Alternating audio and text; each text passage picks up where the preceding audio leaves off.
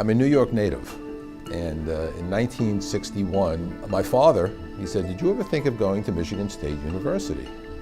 I said, "Dad, one, I don't play football, and two, what am I going to do at this very large university that I'm not really terribly familiar with?"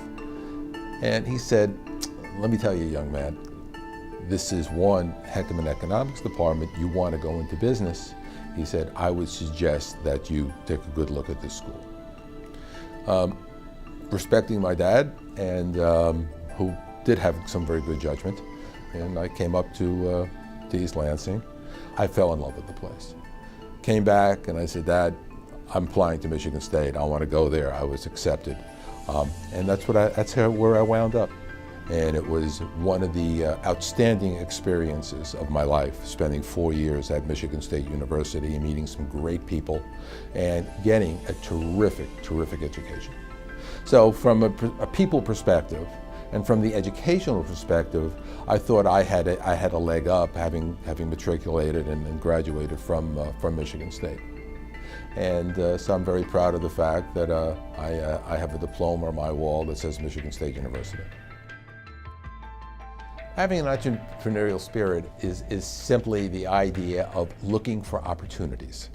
But I think the idea of learning about a particular industry, a particular niche in a particular industry, and then taking that knowledge base and doing something with it. In my case, I enjoyed learning about the largest industry in the United States. What is it?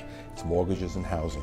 I've wound up very much understanding and studying a very narrow niche part of the mortgage industry. That opportunity and having that knowledge base in the 1960s and 1970s led me to be one of a very few people who had the knowledge base. And I was there on the ground floor of it. There are other ground floors that folks can get involved in. But you must look for those opportunities. If you look for those opportunities, they will come. Sometimes it takes some time. It may not happen overnight. But if you really put in the effort, you can succeed.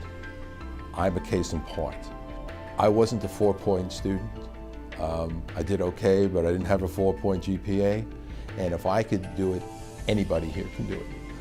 And if I get nothing else across, I'd like to get that across to people.